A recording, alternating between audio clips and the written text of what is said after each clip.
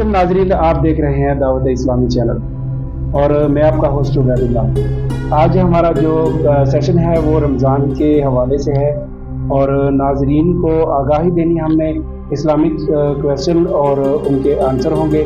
हमारे साथ मौजूद है खलीफा अब्दे मुस्तफ़ा सैयद मोहम्मद हसन अमाम जमाली साहब। इनसे आपकी मुलाकात करवाते हैं और इनसे हमारे सवाल जवाब का जो सिलसिला है वो शुरू करते हैं। अस्सलाम वालेकुम जी। वालेकुम अस्सलाम। कैसे हैं सर, आप ठीक हैं? अल्हम्दुलिल्लाह। अच्छा, हमारी नाज़रीन की तरफ से सवाल नंबर 1 है, सबसे पहले कौन सी सूरत नाज़िल हुई? सबसे पहले कुरान करीम की सूरत अलग नाज़िल हुई। जी माशाल्लाह, सूरह अलग नाज़िल हुई जी सबसे पहले। तो सवाल नंबर हमारा 2 है, कुरान पाक में कुल कितने नबियों का नाम आया है? कुरान पाक में कमोबेश अगर देखा जाए तो तकरीबन 37 नाम आए। जी ज़बरदस्त, सुभान अल्लाह। और हमारा आपसे तीसरा सवाल है, कुरान में किस नबी का नाम सबसे ज्यादा आया है? कुरान करीम कुरान हकीम में सबसे ज्यादा अगर किसी नबी का नाम आया है तो वो हज़रत मूसा अलैहिस्सलाम है। जी, और कुरान पाक के अंदर नाम आया है वो किस नबी का आया है? तो आपने जी हज़रत मूसा अलैहिस्सलाम का आपने जवाब बताया जी माशाल्लाह।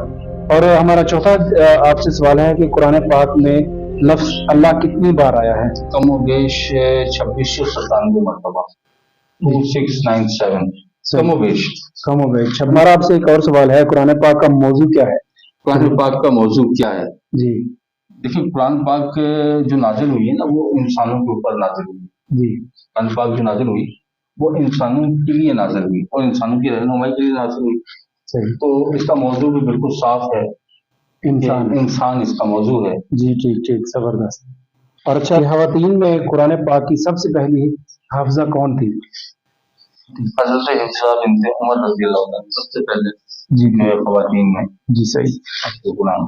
और हमारे नाजरीन को भी ये बताएं कि शिर्क की कितनी इकसाम होती है? शिर्क की देखें, शिर्क की 3 इकसाम है जी शिर्क फिल ज़ात, जी शिर्क फिल आफात और शिर्क फिल इबादत। यानी कि जो हम इबादत गैरुल्लाह के लिए करते हैं वो शिर्क। बिल्कुल बिल्कुल आपका कहने का मकसद ये है, सही। और सर एक और है, शिर्क की अमली सूरतें क्या है? यानी कि कैसे हमें पता चलेगा या दूसरे को कैसे पता चलेगा कि हम शिर्क कर रहे हैं? हमने ये अमल किया, मिसाल है मेरे पास ये पेन है, इसको मैं किस तरह से यूज करूंगा तो ये शिर्क नहीं है। यानी कि मेरा अमल कैसा होना चाहिए जो शिर्क में ना आए?